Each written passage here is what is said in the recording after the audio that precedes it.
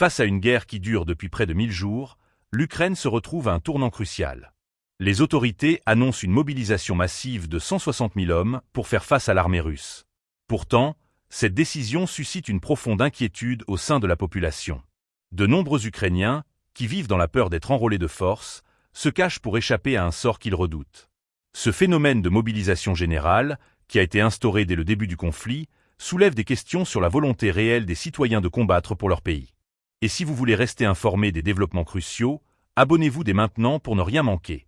Depuis l'extension de la mobilisation aux hommes de 25 ans et plus, les autorités ukrainiennes intensifient leurs efforts pour enrôler de nouveaux soldats. Les images de jeunes hommes embarqués de force, parfois dans des conditions violentes, ont fait le tour des réseaux sociaux, provoquant un sentiment de panique parmi ceux qui craignent de subir le même sort. Oleg, un ancien chauffeur de taxi, partage son expérience. « Je reste enfermé chez moi, je ne sors que pour des courses rapides. J'ai des amis qui ont été envoyés sur le front sans préparation et ils n'ont jamais eu la chance de revenir. » En Ukraine, la mobilisation est devenue un sujet sensible, teinté d'une frustration croissante face à la durée du conflit. En février 2022, Volodymyr Zelensky avait interdit aux hommes âgés de 18 à 60 ans de quitter le pays. Aujourd'hui, alors que le pays s'efforce de maintenir son intégrité face à l'agression russe, les tensions autour de la mobilisation se font plus pressantes. Le gouvernement a élargi le champ des appelés et durci les sanctions contre ceux qui tentent d'échapper à leurs devoirs militaires.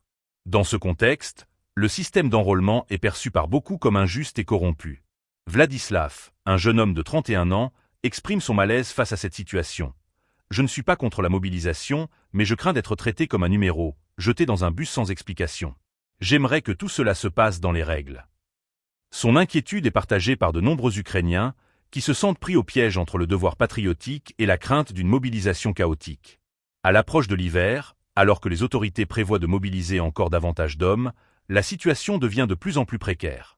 Le gouvernement cherche également à recruter parmi les Ukrainiens vivant à l'étranger, notamment en Pologne et en Allemagne. Beaucoup de ces hommes ont quitté leur pays pour fuir la mobilisation, mais la nécessité de défendre leur patrie pourrait bientôt les rattraper.